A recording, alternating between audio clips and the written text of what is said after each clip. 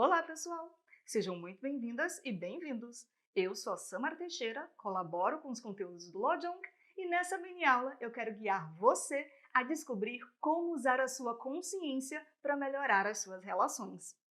Esse é o tema de um novo programa que estamos lançando no app, o Relacionamentos Conscientes. Mas, nessa aula, eu quero te contar o segredo por trás dos relacionamentos mais felizes e saudáveis. E quando eu digo relacionamentos, são todos os relacionamentos mesmo, tá? Românticos, familiares, profissionais e por aí vai. Até a relação que temos com a humanidade ou com nós mesmos. Você sabe, por experiência própria, que relacionamentos são uma área da vida que pode nos deixar bastante confusos e em sofrimento. Isso porque, quando encontramos alguém, esse encontro nunca é insignificante. Nunca passa despercebido, né? Tem até uma frase do médico Carl Jung que diz que o encontro de duas personalidades se parece com um contato entre duas substâncias químicas. Se alguma reação ocorre, ambas sofrem uma transformação. Pois é, desde pequenos descobrimos a nossa fragilidade e a dependência que temos de outras pessoas. É só parar para pensar. Para um bebê sobreviver, ele precisa do cuidado de alguém 24 horas por dia, porque não consegue fazer nada sozinho.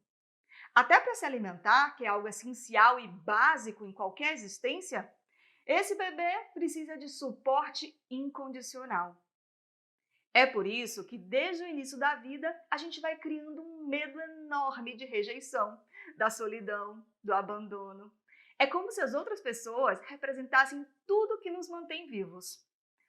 Ou seja, os relacionamentos mexem com tudo isso dentro da gente, com esse medo mais básico. Olha só esse artigo publicado pela revista Science. Essa pesquisa observou que a rejeição social ativa os mesmos pontos acionados pelo cérebro ao experienciar uma dor física. Esse é o tamanho da importância que os relacionamentos têm dentro do nosso mundo interno, subjetivo. E essa é só a pontinha do iceberg. Estamos falando apenas sobre rejeição. Mas existem muitos outros fatores que podem ser engatilhados dentro de uma relação. É por esse motivo que às vezes ficamos incomodados com o jeito de alguém. Tentamos mudar a maneira dessa pessoa se comportar. Ou então, esse contato desperta em nós sentimentos como a raiva, a inferioridade ou a inadequação. Também podemos nos desesperar com o fim de um relacionamento, se fechar para o amor ou não saber como lidar com esses sentimentos. É como eu disse, um relacionamento mexe com muita coisa dentro da gente. E isso está acontecendo o tempo todo. Afinal, é impossível viver completamente sozinho, né? Estamos sempre trocando experiências e vivências com as outras pessoas. Essas respostas emocionais são as nossas maneiras de reagir a essa interconectividade, a essa coisa tão forte que é estarmos conectados uns aos outros. Isso que eu estou falando pode parecer meio místico, tá? Mas não é não. Os cientistas já descobriram, por exemplo, que as emoções são contagiosas. E uma pesquisa do Instituto HeartMath verificou que o coração tem um campo magnético tão poderoso que, além de se espalhar pelo nosso organismo, também pode ser sentido a quase 1 metro de distância do nosso corpo. Isso significa que o seu coração pode afetar as pessoas que estão perto de você, incluindo os seus animaizinhos. Assim como o estado do coração delas também pode afetar a maneira como você se sente. Esse gráfico exemplifica o ritmo cardíaco de um casal se harmonizando durante o sono. Isso quer dizer que nós estamos muito conectados, nos influenciando mutuamente o tempo todo.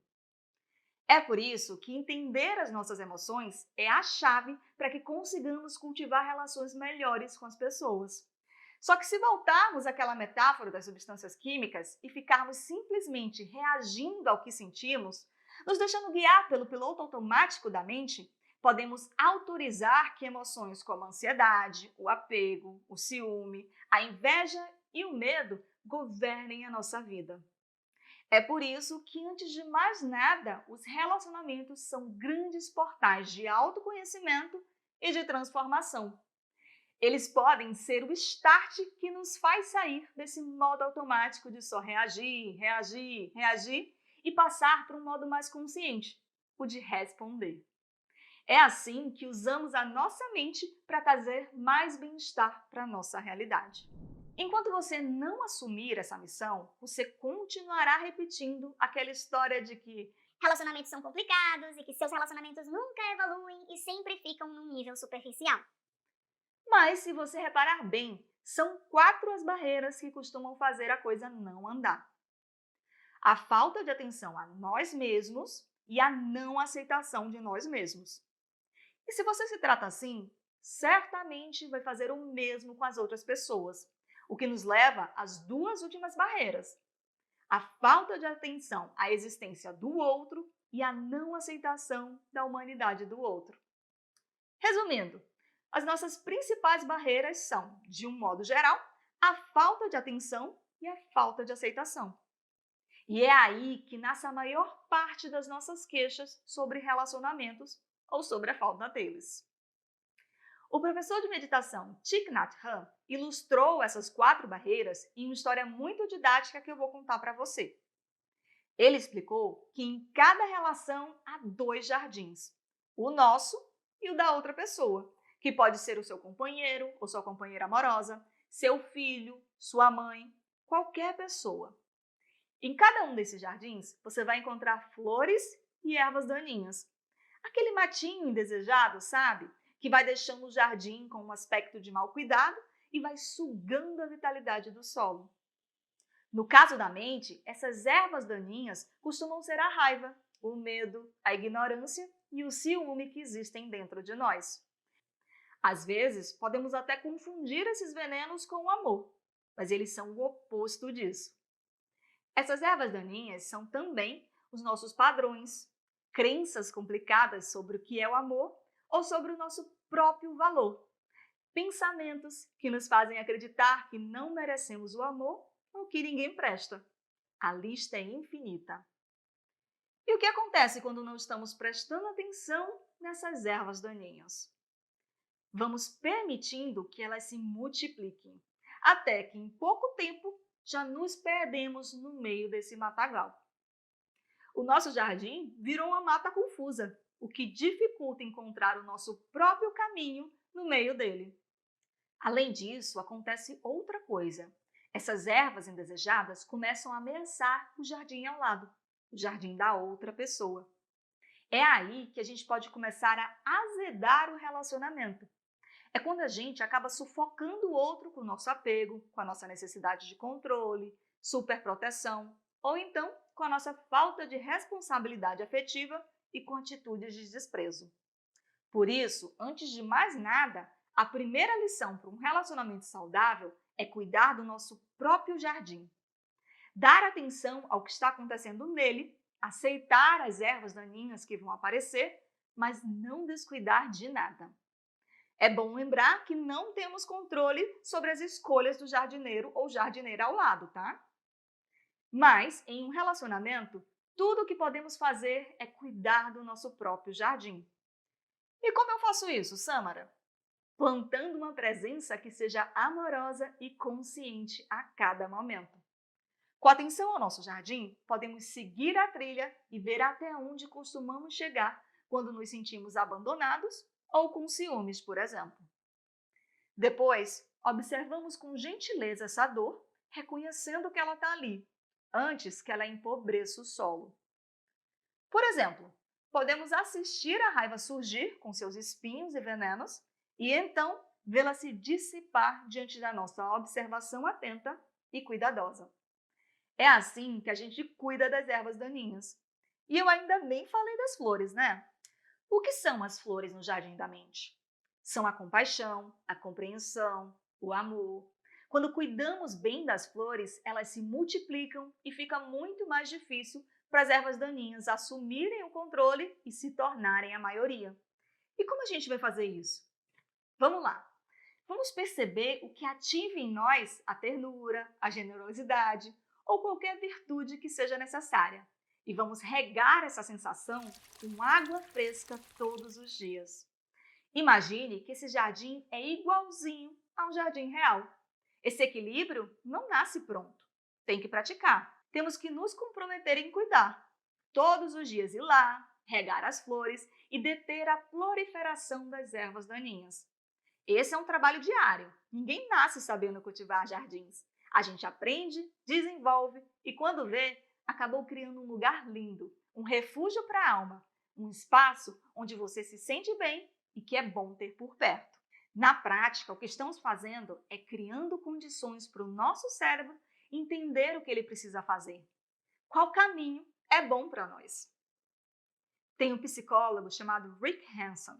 Ele é autor de vários livros sobre a ciência do cérebro. E ele colocou em palavras uma descoberta que é de vários cientistas.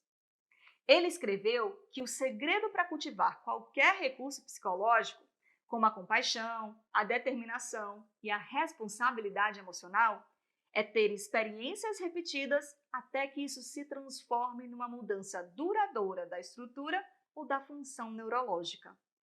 Essa afirmação dele tem base no fenômeno da neuroplasticidade do cérebro. E o que isso quer dizer?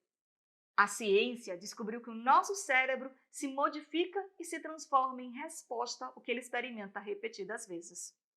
Chamamos esse fenômeno de neuroplasticidade. Quando não sabemos como cultivar um relacionamento saudável, nosso cérebro vai se adaptando a ficar mais estressado, ciumento e controlador. Porque é isso que a gente costuma sentir ou que dizem que devemos sentir, né? Mas todos os dias, quando você medita, você está treinando a atenção, a aceitação, a calma, a compaixão. Você está formando um novo padrão para os seus neurônios. A cada prática, você ensina os seus neurônios a chegarem a essas qualidades com mais facilidade. É por isso que a continuidade é muito importante. Todo dia você planta e rega uma dessas sementes. E também reconhece que aqueles pensamentos que se parecem com as ervas daninhas também estão ali. Quando você reconhece, você não vai ser pego desprevenido. Mas você também não precisa focar em exterminar as ervas daninhas. Até porque algumas dessas emoções vão continuar surgindo. Faz parte da rotina do jardim. Porém, você vai começar a perceber que não precisa cultivá-las incessantemente, entende? Foi por isso que criamos o programa Relacionamentos Conscientes, para agrupar em um só lugar as melhores formas de treinar a sua mente para que esses jardins, o seu e o das pessoas com quem você se relaciona, possam conviver de um jeito mais equilibrado. Esse é um caminho com mais de 15 meditações guiadas para fortalecer os seus relacionamentos e conexões com as pessoas e consigo mesmo. Ou seja, um lugar que irá te ajudar a cultivar as flores e a cuidar das ervas daninhas diante de situações que aparecem em qualquer relação. Você vai ver que cada prática tem uma espécie de mini aula introdutória. Um áudio com toda a teoria por trás do que você vai treinar.